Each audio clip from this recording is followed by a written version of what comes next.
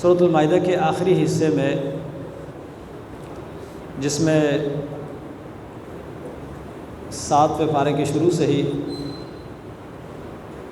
بنی اسرائیل میں سے بعض یعنی نصارہ میں سے ان کی نرمی اور مسلمانوں کے ساتھ ان کا تعلق، اور ان میں سے خاص طور پر جو حبشہ کا بادشاہ تھا اصحم نجاشی، اس کے متعلق اللہ تعالیٰ نے ذکر کیا تھا کہ جب وہ قرآن کی آیتیں سننے لگا تو وہ رو رہا تھا اور ایمان لے آیا۔ پھر اللہ تبارک و تعالیٰ نے ایمان والوں کو اپنے اوپر حلال چیزوں کو حرام کرنے سے منع فرمایا، اور جو حلال چیزیں ہیں ان سے تجاوز کرنے سے بھی منع کیا ہے، اور جو حلال چیزیں ہیں ان میں سے کھانے کی اللہ تعالیٰ نے اجازت دی ہے۔ اس کے بعد قسم کے متعلق کچھ احکام، اس کا کفارہ، اور اس کے بعد جوئے سے، شراب سے اللہ تبارک و تعالیٰ نے منع فرمایا، اور شراب کے جوئے کے نقصانات بیان فرمائے ہیں۔ اور یہ آخری حکم ہے، 3 مرحلوں میں شراب کے حوالے سے اللہ تبارک و تعالیٰ نے حکم نازل فرمایا ہے۔ پہلے تو اس سے نفرت دلائی ہے، اس کے نشے کی حالت میں نماز کے قریب جانے سے منع کیا ہے، اور یہ آخری حکم ہے جو سورۃ المائدہ میں ہے، کیونکہ سورۃ المائدہ قرآن کریم کی ان صورتوں میں سے ہے جو اواخر میں نازل ہونے والی صورتیں ہیں۔ تو اللہ تبارک و تعالیٰ نے آخری حکم اس کے بارے میں نازل فرمایا، فَهَلْ أَنْتُمْ مُنْتَهُونَ، کیا تم باز آنے والے ہو؟ تو صحابہ کرام نے فرمایا انتہینا، ہاں اللہ کے نبی اے اللہ تعالیٰ ہم باز آ گئے۔ اس کے بعد ایک اعتراض آ رہا تھا کہ کچھ لوگ تو ایسے بھی تھے جب شراب کے حرمت کا حکم نہیں آیا تھا، وہ شراب پی کے میدان جہاد میں نکلے تھے، اور وہ شراب ان کے پیٹ میں تھی کہ وہ شہید کر دیے گئے جہاد کے میدان میں، تو ان کا کیا بنے گا؟ اللہ تبارک و تعالیٰ نے ان کے متعلق حکم نازل فرمایا کہ ان پر گناہ نہیں ہے، اس لیے کہ اس وقت وہ حلال تھی۔ اس کے بعد اللہ تعالیٰ نے مزید ایمان والوں کو شکار کرنے سے منع فرمایا احرام کی حالت میں، اور احرام کی حالت میں شکار کرنے کے حوالے سے اللہ تعالیٰ نے آزمائش بھی ذکر کی کہ اللہ تعالیٰ تمہیں آزمائے گا، شکار اتنے قریب ہوگا تو کہ تمہارے نیزے اور تمہارے ہاتھ ان تک پہنچیں گے، لیکن اللہ تبارک و تعالیٰ اس چیز سے منع کرتا ہے، اور اس کام کا موقع انسان کو مل جاتا ہے اور آسانی کے ساتھ وہ کر پاتا ہے، پھر بھی جو باز آتا ہے، جو ڈرتا ہے اللہ تعالیٰ سے، یہ اصل ایمان ہے۔ اس کے بعد اللہ تعالیٰ نے احرام کی حالت میں سمندر کے شکار کی اجازت دی ہے، اور سمندر کی جو خوراک ہے یعنی سی فوڈ، ان کے مکمل طور پر اجازت دی ہے، احرام کی حالت میں بھی، احرام کے علاوہ بھی۔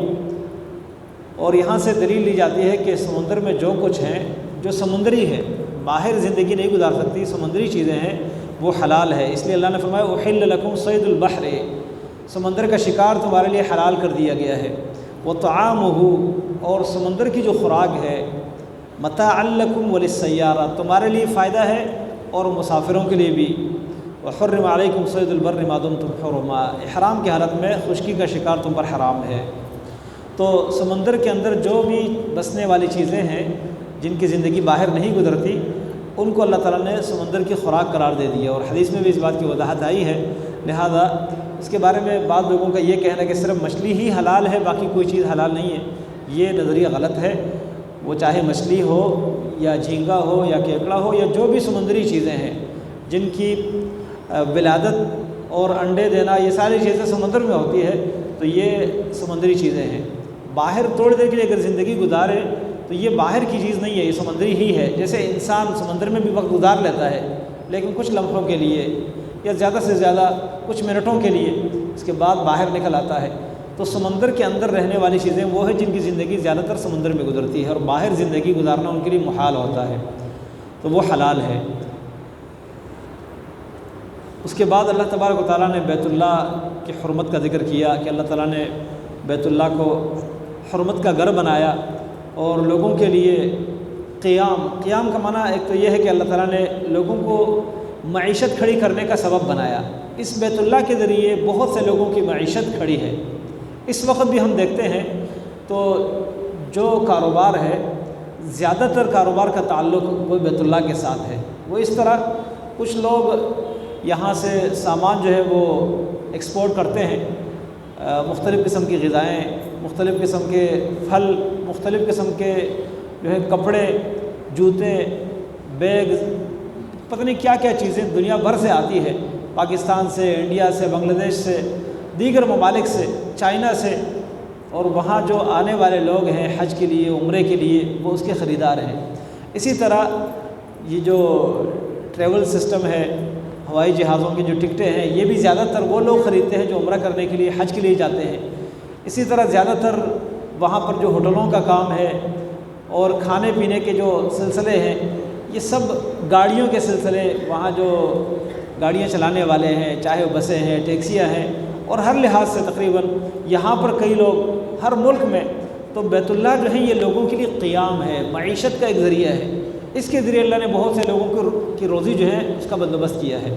اور قیام کا دوسرا معنی یہ ہے کہ لوگوں کے لیے قیام کی جگہ ہے، یہاں لوگ قیام کرتے ہیں، دور دراز سے آتے ہیں تو قیام کرتے ہیں اللہ تعالیٰ کے لیے۔ تو بیت اللہ کی عظمت اللہ نے یہاں بیان فرمائی ہے۔ اسی طرح شہر حرام، حرمت کا مہینہ، یہ بھی اللہ نے مقرر کیا ہے، اور جو ہدی قربانی بیت اللہ کی طرف بھیجی جاتی ہے یہ بھی اللہ تعالیٰ نے مقرر کی ہے۔ والقلائد، قلائد قلادہ کی جمع ہے۔ قلادہ کہتے ہیں پٹے کو، کسی جانور کے گلے میں جو پٹا ڈال کے اس کو بیت اللہ کی طرف بھیجا جاتا ہے، اور یہ علامت کے طور پر اس کے گلے میں پٹا ڈال دیا جاتا ہے، اس کا احترام یہ بھی اللہ نے رکھا ہے، اللہ نے مقرر کیا ہے۔ اللہ تعالیٰ فرماتے ہیں کہ یہ اس لیے ہے کہ تم جان لو کہ اللہ تعالیٰ آسمان زمین میں جو کچھ ہے سب کو جانتا ہے، اور وہ ہر چیز پر پوری طرح قدرت والا ہے۔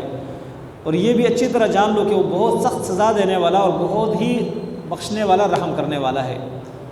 اس کے بعد اللہ تعالیٰ نے انبیاء کی ذمہ داری بیان فرمائی، اور نبی علیہ السلام کو تسلی دی کہ انبیاء کی ذمہ صرف اللہ تعالیٰ کا دین پہنچانا ہے، باقی لوگوں کے حالات کو اللہ تعالیٰ جانتا ہے، وہ چھپائیں یا ظاہر کرے سب اللہ تعالیٰ کو معلوم ہے۔ پھر اللہ تعالیٰ فرماتے ہیں کہ پاک اور ناپاک برابر نہیں ہو سکتا، لا یستوی الخبیث والطیب، پاکیزہ مال، حلال چیز اور حرام چیز، حلال مال اور حرام مال دونوں برابر نہیں ہو سکتے۔ وَلَوْ أَعْجَبَكَ كَثْرَةُ الْخَبِيثِ، اگرچہ حرام مال کی کثرت آپ کو تعجب میں ڈالے، یعنی زیادہ ہو، بہت زیادہ، جس سے آپ کو تعجب ہو، لیکن پھر بھی اس سے حلال مال بے شک کم ہی کیوں نہ ہو وہ اس سے بہتر ہے۔ اس کے بعد اللہ تعالیٰ ایمان والوں کو ایک تنبیہ فرما رہے ہیں کہ جس چیز کی ضرورت نہ ہو اس کے بارے میں سوال نہ کرو، لا تسألوا عن اشیاء، زیادہ چیزوں کے بارے میں نہ پوچھا کرو، جب ان کے بارے میں تمہیں بتایا جائے تو پریشان ہو جاؤ گے۔ تو زیادہ وہ سوالات جن میں کوئی خیر نہ ہو، کوئی بلائی نہ ہو، کوئی فائدہ نہ ہو، ضرورت بھی اس کی نہ ہو، ایسے سوالات نہیں کرنے چاہیے۔ رسول اللہ صلی اللہ علیہ وسلم فرماتے ہیں اللہ تعالیٰ تمہارے لیے ان اللہ کرہ لکم ثلاثا، تین چیزیں اللہ تمہارے لیے ناپسند کرتا ہے۔ ایک ان میں سے وہ کثرت السؤال، قیل وقال واضاعۃ المال وکثرت السؤال۔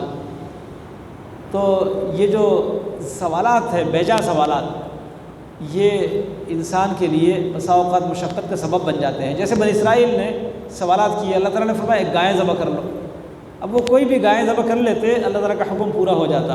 انہوں نے کہا اس گائے کا رنگ کیسا ہوگا، اس گائے کی عمر کیا ہوگی، اس گائے کے اوصاف کیا ہوں گے۔ اللہ تعالیٰ نے مزید سخت کر دیا، اتنا سخت کر دیا کہ وہ گائیں ایک تو ملنا مشکل ہو گیا، دوسرا اس کی قیمت بہت زیادہ تھی، اور پھر انہوں نے ذبح کر لی لیکن بڑی مشکل کے ساتھ۔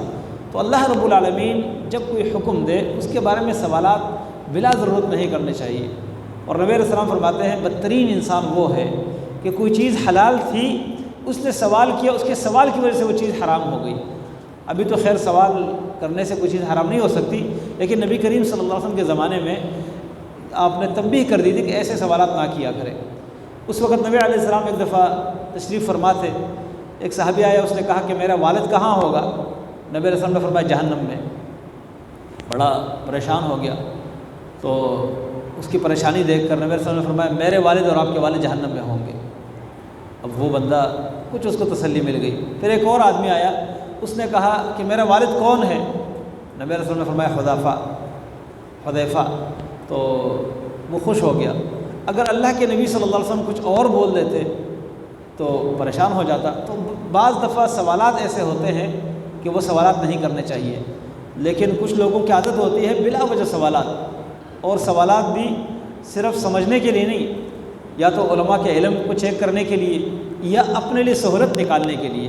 ہمارے معاشرے میں بہت سے سوالات لوگ کرتے ہیں صرف اپنے لیے گنجائش نکالنے کے لیے، جاننے کے لیے نہیں. صحابہ کرام کا سوال ہوتا تھا کہ کون سا عمل سب سے زیادہ افضل ہے, کون سا عمل جو ہے وہ اللہ کے قریب کرنے والا ہے, کون سا عمل میں کروں مجھے اجر زیادہ ملے گا. لیکن ہمارا سوال یہ ہوتا ہے کہ یہ فلاں عمل کوئی فرض تو نہیں ہے نا. ہم سوال کس لحاظ سے کرتے ہیں؟ فرض تو نہیں ہے, یعنی سنت ہے, نفل ہے. اگر سنت ہے تو ہم اس کو چھوڑ دیں. ہم کسی چیز کے سنت ہونے کے بارے میں اگر پوچھتے ہیں اس لیے پوچھتے ہیں کہ اس کو ہم چھوڑ دیں اگر سنت ہے, اور وہ سنت ہونے کے بارے میں پوچھتے تھے اس لیے کہ اگر سنت ہے تو ہم کر لیں. تو ہمارا سوال الگ مقصد کے لیے ہوتا ہے اور ان کا سوال الگ مقصد کے لیے. لیکن اللہ تعالیٰ نے زیادہ سوالات سے منع کیا ہے. تو یہاں پر اللہ نے فرمایا یا ایھا الذین آمنوا لا تسألوا عن اشیاء, بہت سی چیزوں کے بارے میں سوال نہ کیا کرو. ان تبد لکم تسؤکم, اگر وہ چیزیں تمہارے لیے ظاہر کر دی جائیں تو تم پریشان ہو جاؤ گے, تمہیں وہ چیزیں ان کا ظاہر کرنا تمہیں پریشان کر دے گا. وَإِن تَسْأَلُوا عَنْهَا حِينَ يُنَزَّلُ الْقُرْآنُ, اگر جب قرآن کا نزول ہو رہا ہو اس وقت سوال کرو گے تبد لکم, تو تمہارے لیے وہ چیزیں ظاہر کر دی جائے گی. اس کے بعد اللہ تعالیٰ فرماتے ہیں عفا اللہ عنہا, جو کچھ ہو گیا اللہ نے اسے درگزر کر لی. واللہ غفور حلیم, اللہ تعالیٰ بہت بخشنے والا, بہت بردبار ہے, برداشت کرنے والا ہے. آگے فرماتے ہیں کہ کچھ لوگوں نے اس سے پہلے بھی سوالات کیے تھے اور پھر اس کے بعد وہ انکار کرنے والے بنے. اس کے بعد اللہ تعالیٰ نے جاہلیت کے زمانے کے کچھ رسومات کا ذکر کیا.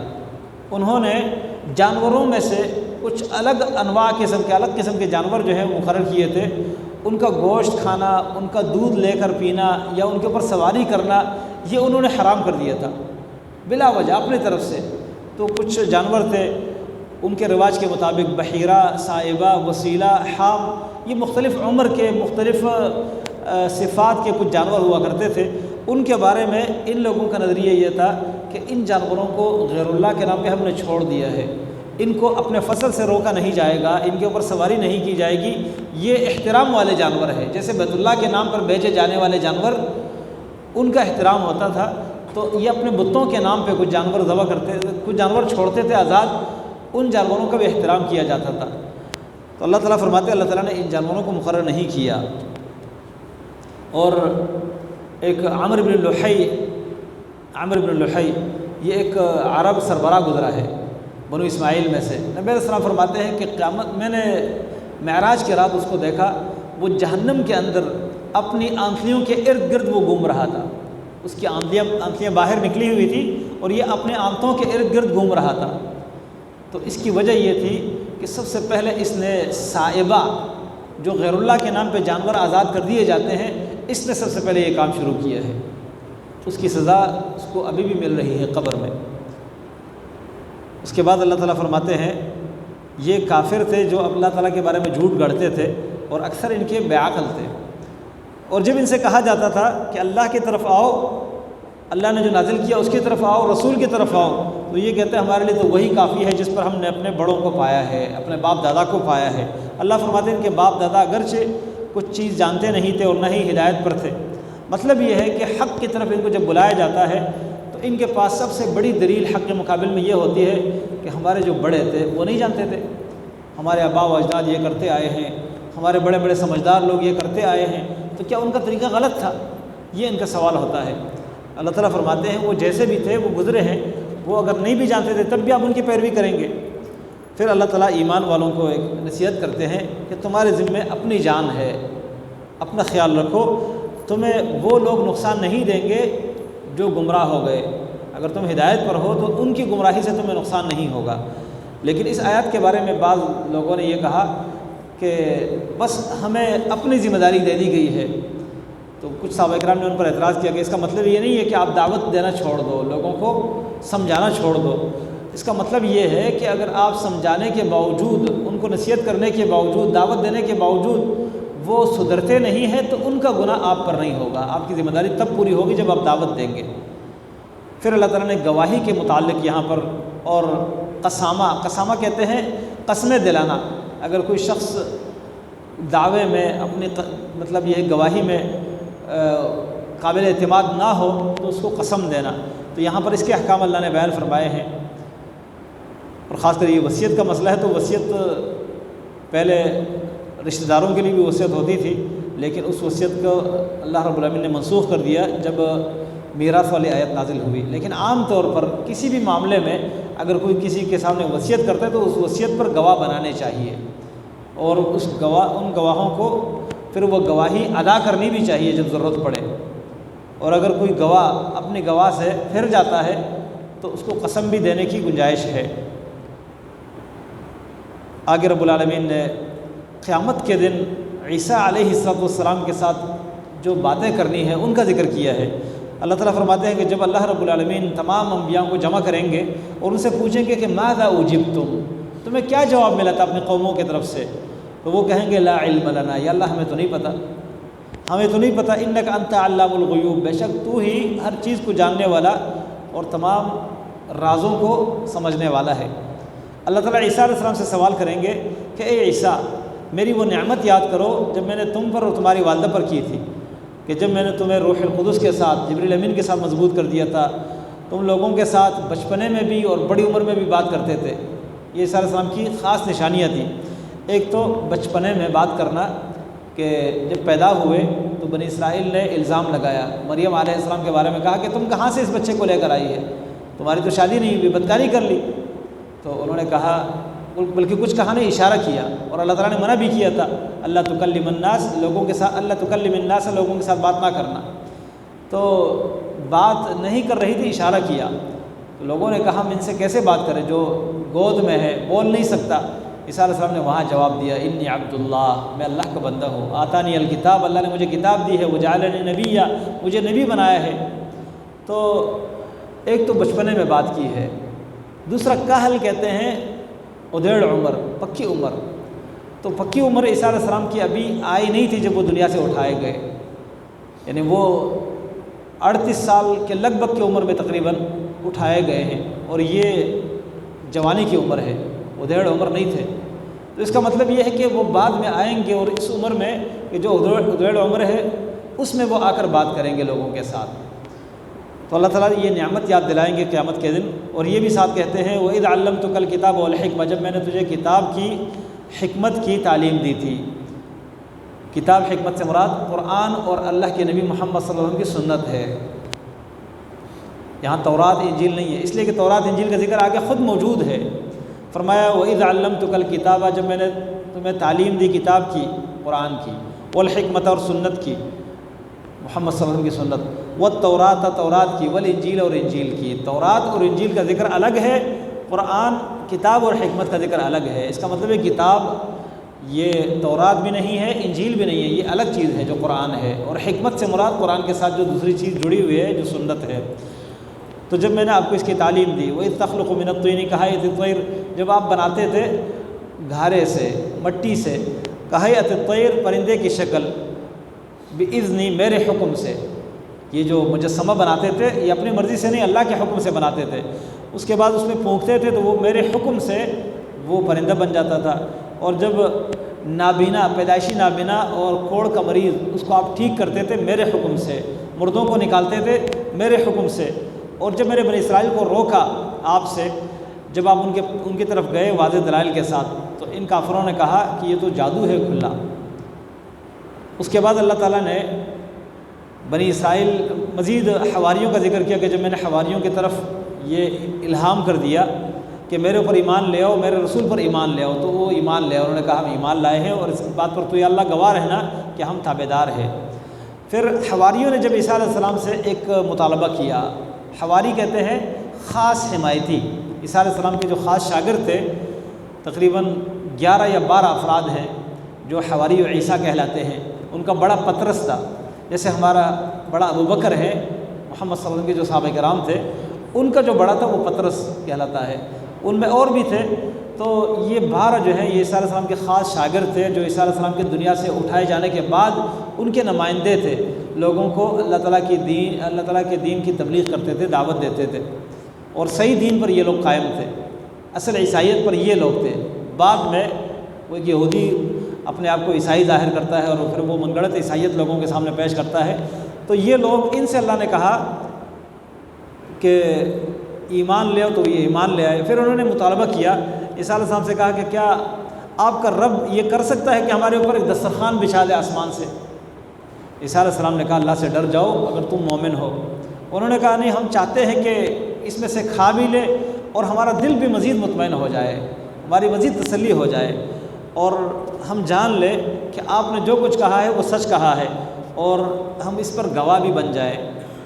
تو عیسیٰ علیہ السلام نے کہا، اللہ تعالیٰ سے دعا کی، یا اللہ ہم پر دسترخوان اتار دے جو ہمارے لیے خوشی کا سبب بھی ہو، پہلوں کے لیے اور بعد میں آنے والوں کے لیے، اور تیری طرف سے ایک نشانی بھی ہو، ہمیں رزق دے، تو بہتر رزق دینے والا ہے۔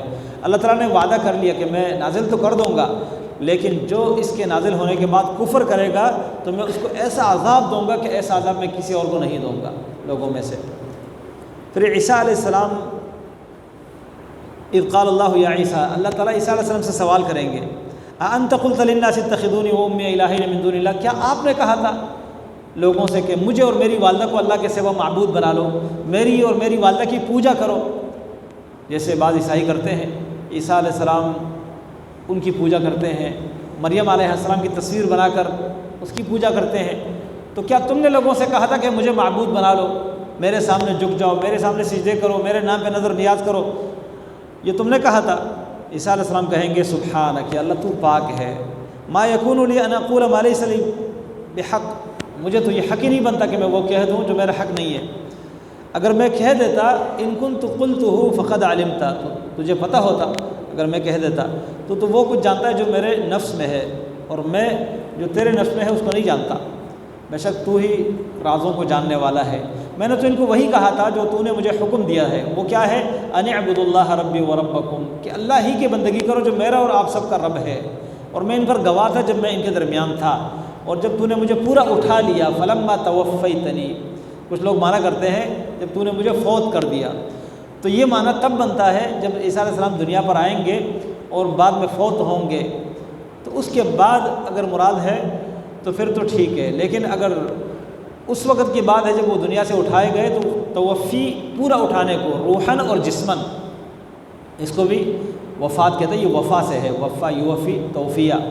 فلما توفیتنی، جب تو نے مجھے پورا اٹھا لیا، کنت انت الرقیب علیہم، پھر تو ہی نگران تھا ان کے اوپر اور تو ہر چیز کے اوپر گواہ ہے۔ پھر عیسیٰ علیہ السلام کتنی پیاری دعا کرتے ہیں، ان تعذبہم فانہم عبادک، یا اللہ اگر تو ان کو عذاب دیتا ہے تو یہ تیرے بندے ہیں۔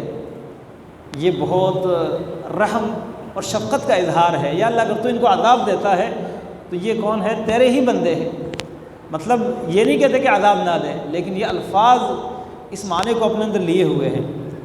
وَإِن تَغْفِرْ لَهُمْ، اگر ان کو بخش دے، فَإِنَّكَ أَنْتَ الْعَزِيزُ الْحَكِيمُ، تو بہت زیادہ غالب اور حکمت والا ہے۔ اللہ نے فرمایا آج کا دن سچوں کو فائدہ دے گا، ان کے لیے جنت ہے جس کے نیچے نہریں بہہ رہی ہے، اور ان میں یہ ہمیشہ رہیں گے، اللہ تعالیٰ ان سے راضی ہے۔ پھر اس کے بعد سورۃ الانعام، سورۃ الانعام کے متعلق خلاصہ یہ ہے کہ اگر کوئی جاہلیت کے زمانے کو، جاہلی لوگوں کے عقیدے کو، ان کے طرز زندگی کو، ان کے مذہبی معاشرے کو دیکھنا چاہتا ہے تو وہ اس صورت کو تفصیل کے ساتھ پڑھ لے۔ اس صورت میں اللہ تعالیٰ نے جاہلی معاشرے کا ذکر کیا کہ وہ کس طرح اپنے اوپر کچھ چیزوں کو حرام کرتے تھے، کس طرح وہ اپنے مال میں سے غیر اللہ کے نام پہ کچھ حصے الگ کرتے تھے، اللہ کے نام کے حصے الگ کرتے تھے، پھر غیر اللہ کے حصے اگر کم پڑتے تو اللہ تعالیٰ کے حصے میں سے اس میں ڈال دیتے، لیکن اللہ کا حصہ اگر کم ہوتا تو اس میں سے غیر اللہ کے حصے میں سے نہیں ڈالتے تھے۔ یعنی غیر اللہ کا اتنا احترام کرتے تھے کہ ان کا حصہ کم نہیں ہونا چاہیے، اللہ کا حصہ کم ہو تو کوئی بات نہیں۔ یہ ان کے اندر یہ چیزیں تھیں، اور ان کا شرک اللہ تعالیٰ نے مختلف انواع کے ساتھ یہاں ذکر کیا ہے۔ ان کا نظریہ اپنی اولاد کو زندہ درگور کرنا، بیٹیوں کو، اپنے اولاد کو قتل کرنا، اپنے باطل معبودوں اور شرک کے نظریے کی وجہ سے۔ اور ہمارے معاشرے میں بھی اس وقت ایسے لوگ موجود ہیں جو اس زمانے کی جاہلیت کو پیچھے چھوڑ چکے ہیں، وہ بھی اپنے بیٹوں کو، اپنے بچوں کو ایک ساتھ ذبح کر کے کہتے ہیں مجھے فلاں بزرگ خواب میں آیا تھا، اس نے مجھے کہا تھا کہ ان بچوں کی قربانی دو۔ ایسے لوگ ہمارے معاشرے میں پائے گئے ہیں، اور باقاعدہ یہ خبریں آپ سن چکے ہوں گے، پڑھ چکے ہوں گے اخبارات میں۔ پھر یہاں پر اللہ تبارک و تعالیٰ نے توحید کی کھلی دعوت ان کے سامنے پیش کی ہے، اور الفاظ ایسے استعمال کیے ہیں کہ جو دل میں اترنے والے الفاظ ہیں۔ قل اغیر اللہ اتخذ ولیا، آپ کہہ دیں کہ میں اللہ کے سوا کسی اور کو ولی بنا لوں۔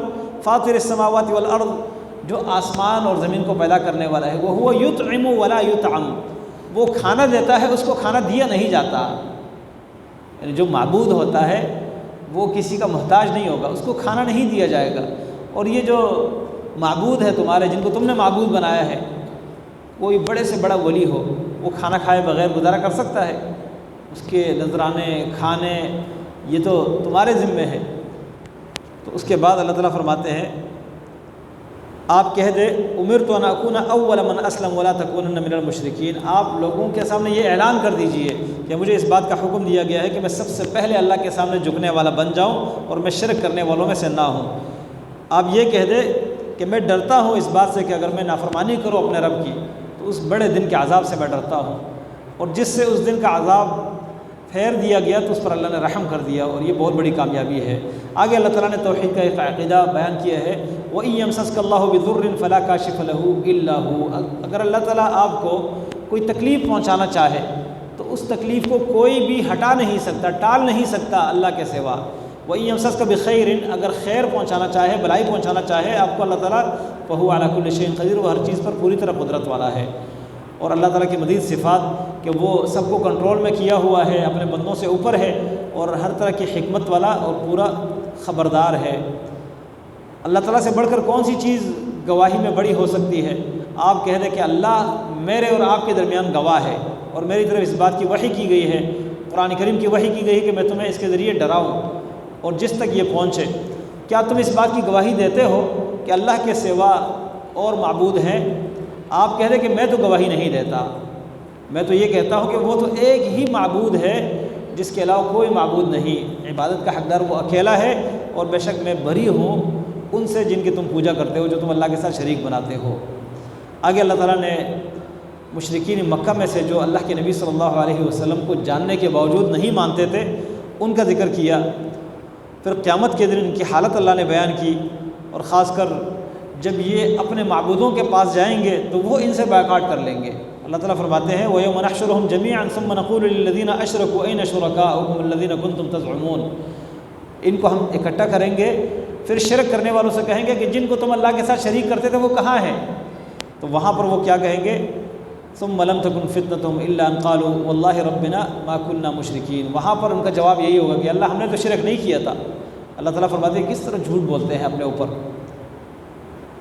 ان میں سے بعض اللہ تعالیٰ نے پھر ایسے لوگ جو قرآن کریم سننے کا بہانہ کرتے کہ ہم قرآن اس لیے نہیں سن سکتے کہ ہمارے کان باری ہے، آپ کی باتیں ہمیں سمجھ نہیں آتی، نشانی دیکھتے ہیں تو ان نشانیوں سے عبرت نہیں لیتے، ان پر ایمان نہیں لاتے،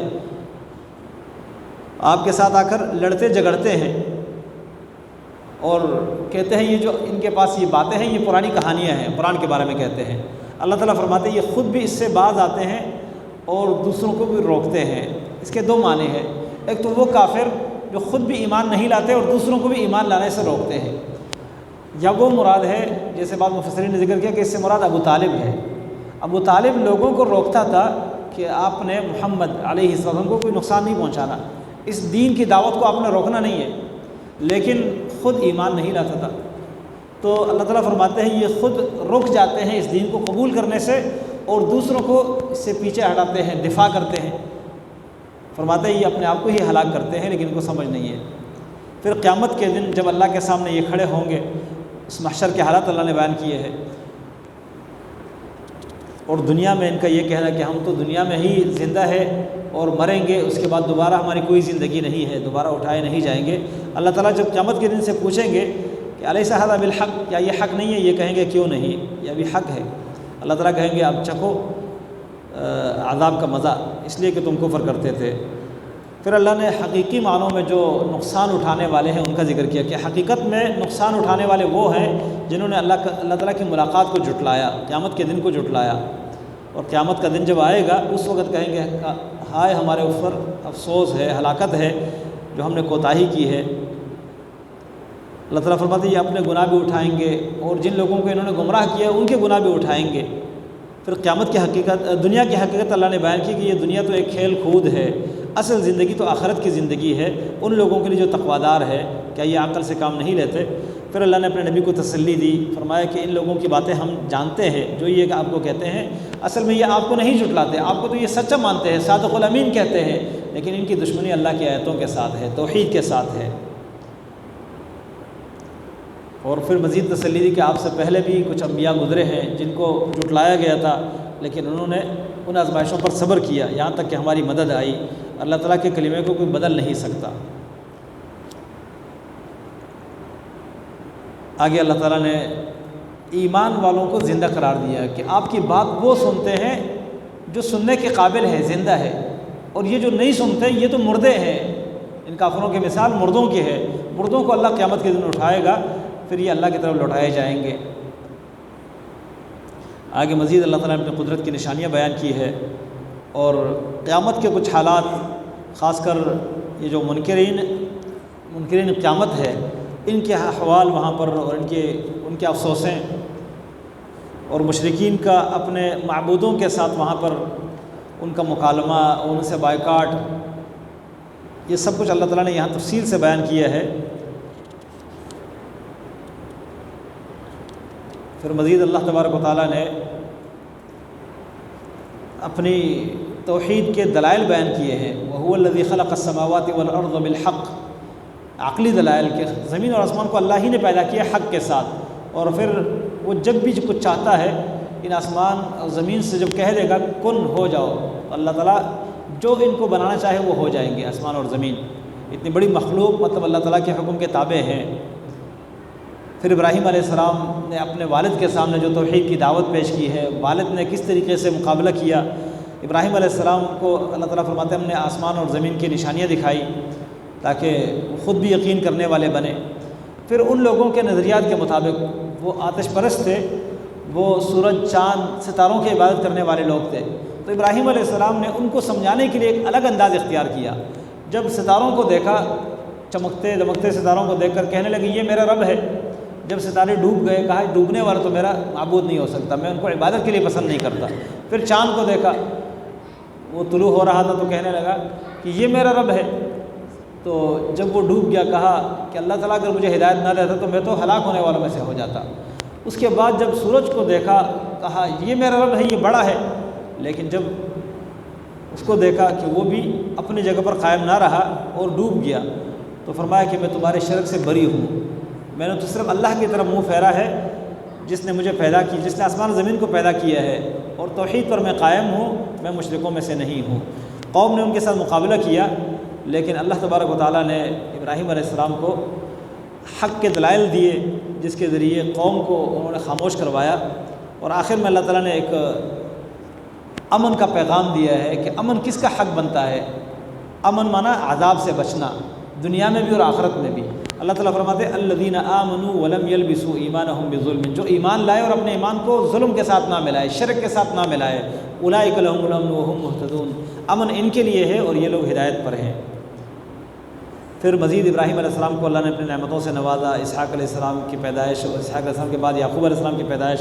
ان انبیاء کے بعد دیگر جو بنی اسرائیل کے انبیاء گزرے ہیں، نوح علیہ السلام سے لے کر اللہ تعالیٰ نے اس کے بعد داؤد علیہ السلام کا ذکر کیا، سلیمان، ایوب، یوسف، موسیٰ، ہارون علیہ السلام سب کا ذکر کیا۔ اس کے بعد زکریا، یحییٰ، عیسیٰ، الیاس، اس کے بعد اسماعیل، یسع، یونس، لوط علیہ السلام۔ ان تمام کے ذکر کے بعد اللہ رب العالمین نے فرمایا وَلَوْ أَشْرَكُوا، یہ اتنے بڑے بڑے انبیاء ہیں، اگر یہ بھی شرک کرتے لَحَبِطَ عَنْهُمْ مَا كَانُوا يَعْمَلُونَ، تو ان کے بھی اعمال برباد ہو جاتے۔ تو شرک اتنا سنگین جرم ہے کہ اگر انبیاء، بہت اونچے درجے کے انبیاء یہ بھی شرک کرتے تو ان کا بھی عمل رائگاں ہوتا، ختم ہو جاتا، برباد ہو جاتا۔ تو اس کا مطلب یہ ہے کہ شرک کے کرتے ہوئے انسان کی کوئی نیکی کام نہیں آتی، انسان کا کوئی بھی عمل کسی کام کا نہیں رہتا۔ اس لیے شرک سے بچنا انتہائی ضروری ہے، شرک سے اپنے آپ کو بچانا انتہائی ضروری ہے۔ اگر شرک سے کوئی نہیں بچے گا تو اس کی کوئی نیکی نہیں بچے گی۔ پھر مزید اللہ تعالیٰ نے اپنے توحید کے دلائل ان کے سامنے مختلف انداز سے بدل بدل کے پیش کیے ہیں کہ اللہ رب العالمین رات سے دن نکالتا ہے، اندھیرے سے روشنی نکالتا ہے، چاند سورج کو اللہ تعالیٰ ایک مقرر حساب کے ساتھ چلاتا ہے، اسی طرح ستاروں کو اللہ نے پیدا کیا ہے تمہاری رہنمائی کے لیے، جس سے تم راستہ معلوم کرتے ہو خشکی اور سمندر کے اندھیروں میں، اور اللہ تعالیٰ نے تمہیں ایک نفس سے پیدا کیا ہے۔ یہ پوری تفصیل کے ساتھ یہ سارے دلائل ہیں اللہ تعالیٰ کی توحید کے۔ اور پھر مومنوں کو اللہ رب العالمین نے کفار کے ساتھ بات چیت کرنے کا انداز کہ ان کے معبودوں کو گالی نہ دو، بلا نہ کہو، ورنہ وہ ضد میں آ کر تمہارے معبود اللہ تعالیٰ کو برا بلا کہہ دیں گے۔ تو توحید کی دعوت ایسے نہیں ہونی چاہیے کہ آپ ان کے معبودوں کو برا بلا کہہ دیں، ان کو کو گالی دے، بلکہ آپ توحید کے جو ہے دلائل پیش کریں ان کے سامنے۔ اس کے بعد اللہ تعالیٰ نے تسلی دی کہ ہر نبی کے مقابلے کے لیے اللہ تعالیٰ نے ایسے ہی شیاطین پیدا کیے ہیں، انسانوں میں سے بھی اور جنات میں سے بھی، جو بعض کو باتیں بتاتے ہیں خوبصورت کر کے۔ اللہ تعالیٰ فرماتے ہیں اگر اللہ چاہتا تو یہ ایسا نہ کرتے، لیکن ان کو آپ چھوڑ دے، اور جو یہ گڑھتے ہیں ان کو چھوڑ دے۔ اور یہ اس لیے اللہ نے ان کو اختیار دیا ہے تاکہ جو لوگ ایمان نہیں لاتے وہ ان کی طرف پھر جائے۔ پھر اللہ تعالیٰ نے حلال حرام میں اللہ کی شریعت کی پابندی کا ذکر کیا کہ اپنی مرضی سے اپنے اوپر کچھ چیزوں کو حرام کرنا، کچھ کو حلال کہنا، یہ چیز جائز نہیں ہے، یہ مشرکین مکہ کا عقیدہ ہے۔ پھر مزید ان کے رسم و رواج جو جاہلی رسم و رواج شرک پر مشتمل تھے، غیر اللہ کے نام پہ کچھ جانور انہوں نے آزاد کر دیے تھے، اللہ تعالیٰ نے آخر میں اعلان کیا کہ آپ کہہ دیجئے کہ جو میرے اوپر وحی نازل ہوئی ہے میں ان چیزوں کو حرام نہیں پاتا، میں تو صرف مرے ہوئے جانور کو یا بہتے ہوئے خون کو یا خنزیر کے گوشت کو پاتا ہوں جو حرام ہے، جو کہ ناپاک ہے، یا ایسی کوئی نافرمانی جس پر اللہ تعالیٰ کے علاوہ کسی اور کا نام لیا گیا ہو۔ اس کے بعد جو مجبور ہو جائے تو وہ ان میں سے کھا سکتا ہے۔ اور جو یہودی تھے ان پر بھی اللہ تعالیٰ فرماتے ہیں ہم نے ہر ناخن والی چیز کو حرام کر دیا تھا، گائیں بکریوں میں سے ہم نے ان کی چربیاں ان کے اوپر حرام کر دی تھی، صرف جسم کی بعض چربیاں تھیں جو حلال تھی، باقی عام چربیاں ان کے اوپر حرام تھی۔ لیکن یہ لوگ ان چربیوں میں سے بھی حیلے تلاش کرتے تھے، چربی حرام سمجھتے تھے، لیکن اس کو پگھلا کر اس کو بیچتے تھے، اس کا پگھلی ہوئی چربی بیچتے تھے، اور اس کے پیسے کو، اس کی قیمت کو کھا لیتے تھے۔ کہتے چربی تو حرام ہے لیکن اس کو بیچ کر اس کا پیسہ کھانا یہ حلال سمجھتے تھے۔ جیسے ہمارے بعض لوگ یہ جو افیون ہے، چرس ہے، یہ استعمال کرنے کو حرام سمجھتے ہیں، لیکن فتوے دیے ہیں کہ افیون کاشت کرو اور چرس کاشت کرو، اس سے مختلف چیزیں، مختلف فائدے ہم اٹھا سکتے ہیں۔ یہ یہ جو غیر مسلم ممالک ہے وہاں ہم بیچتے ہیں، ان کا مقابلہ کرتے ہیں، اس سے اپنی توانائی، اپنی مالی استحکام اپنے ملک کو دیتے ہیں۔ یہ سارے فتوے لوگوں نے دیے ہیں۔ یہ یہودیوں والی جو ہے وہ چال ہے کہ وہ حرام چیز کو حلال بنانے کے لیے یا کم سے کم اس کی قیمت کو حلال بنانے کے لیے طریقے بناتے تھے۔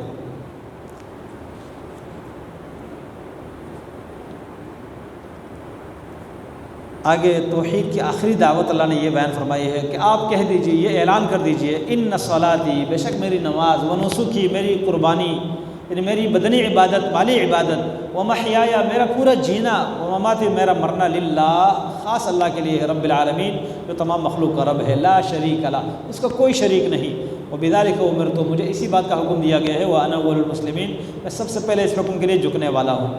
آپ کہہ دیں کہ غیر اللہ ابغی ربا، کہ اللہ کے سوا میں کسی اور کو رب تلاش کروں، جبکہ وہ ہر چیز کا وکیل، ذمہ دار ہے، ہر چیز کا جو ہے رب ہے، اور کوئی بھی نفس جو کچھ کرے اللہ تعالیٰ کو معلوم ہے۔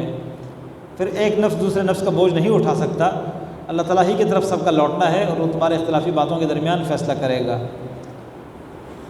اس کے بعد سورۃ الاعراف ہے۔ سورۃ الاعراف میں اللہ تبارک و تعالیٰ نے انسان کی ایک تو دعوت دی ہے، اتبعوا ما انزل الیکم من ربکم، جو تمہارے رب کی طرف سے تمہاری طرف نازل ہوا اسی کی پیروی کرو، ولا تتبعوا من دونہ اولیاء، اس کے علاوہ کسی اور ولی کی پیروی نہ کرو، بہت کم تم نصیحت لیتے ہو۔ پھر پچھلے اقوام کو جو اللہ نے تباہ کر دیا ہے، ان کی تباہی کی وجہ اور ان کی بے بسی اللہ نے بیان کی ہے۔ اس کے بعد اللہ تعالیٰ نے قیامت کی طرف ایک متوجہ کیا انسانوں کو کہ اعمال تولے جائیں گے، کسی کے اعمال، کسی کا ترازو بھاری ہوگا، کسی کا ہلکا ہوگا، جس کا بھاری ہوگا اس کے لیے انعامات، جس کا ہلکا ہوگا اس کی سزائیں بیان کی ہے۔ پھر اللہ تعالیٰ نے انسان کی پیدائش کی ابتدا کا ذکر کیا، آدم علیہ السلام کی پیدائش، اس کے بعد ان کے پیدائش کے بعد فرشتوں سے سجدہ کروانا، پھر جنت میں بسانا، پھر ابلیس جو ہمارا سب سے بڑا دشمن ہے اس کی دشمنی کا اظہار، اور اللہ تعالیٰ نے ہمیں متنبہ کیا ہے کہ یہ تمہارا دشمن ہے، اس نے تمہارے ماں باپ کو ننگا کر دیا ہے، جنت کا لباس ان سے اتروایا ہے، تو یہ بھی تمہیں ننگا کرنا چاہتا ہے۔ اور ابلیس کی سب سے بڑی کوشش یہ ہے کہ وہ بنی آدم کو ننگا کرتا ہے، بہائی کی دعوت دیتا ہے۔ اور آگے جا کے مشرکین مکہ کی جو بہائی تھی اس کا بھی ذکر کیا ہے کہ وہ بیت اللہ کا طواف کرتے تھے۔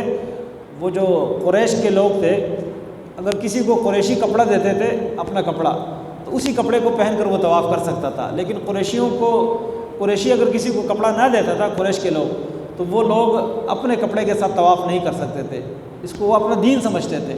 کہتے ہمارا کپڑا جو ہے، ہم گناہگار لوگ ہیں، اس کپڑے کے ساتھ ہم بیت اللہ کا طواف نہیں کر سکتے، تو وہ ننگا طواف کرتے تھے۔ رات کے وقت عورتیں طواف کرتی تھیں، دن کے وقت مرد طواف کرتے تھے، آگے پیچھے ہاتھ رکھتے تھے اور یہ اشعار کہتے تھے الیوم تبدو بعضہ او کلہ فما بدا منہ فلا احلہ، آج یا بعض حصہ نظر آئے گا یا پورا نظر آئے گا، لیکن جو نظر آیا میں کسی کو اجازت نہیں دیتا کہ اس کو دیکھے۔ جب آپ نے ننگا کیا ہوا ہے اپنا جسم اور کہتے ہیں میں اجازت نہیں دیتا، یہ طریقہ تھا ان کا۔ اللہ تعالیٰ نے وہ سارے طریقے حرام کر دیے اور فرمایا خذوا زینتکم عند کل مسجد، ہر سجدے کی جگہ، ہر مسجد، ہر عبادت کے وقت اپنی زینت کو اختیار کیا کرو، اور یہ کپڑا انسان کے لیے زینت ہے۔ قد انزلنا علیکم لباسا یواری سوآتکم وریشا، اللہ تعالیٰ فرماتے ہیں ہم نے تمہارے اوپر کپڑا اتارا، مطلب تمہارے لیے کپڑا پیدا کیا ہے جو تمہارے لیے تمہارے جسم کو ڈھانپتا ہے، وریشن اور زینت بھی ہے۔ تو یہ کپڑا پہننا نماز کے وقت، طواف کے وقت اللہ نے اس کا حکم دیا ہے۔ اور جاہلیت کا جو طریقہ تھا وہ فحاشی کے طریقے کے مطابق جسم کو ننگا کر کے طواف کرتے تھے اور کہتے تھے ہم نے اپنے بڑوں کو اس طرح پایا ہے۔ تو اللہ تعالیٰ بے حیائی کا حکم نہیں دیتا، اللہ نے فرمایا ہے۔ تو شیطان کی بڑی کوشش اللہ فرماتے ہیں کہ اس نے کیا کیا، تمہارے ماں باپ کو ننگا کر دیا، جنت سے نکالا، جنت کا لباس ان سے اتروایا، اور انسان ہمیشہ انسان کو رسوا کرتا ہے۔ اللہ تعالیٰ ہم سب کو شیطان کی رسوائی سے محفوظ رکھے۔ اقول قولی ھذا واستغفر اللہ لي ولكم۔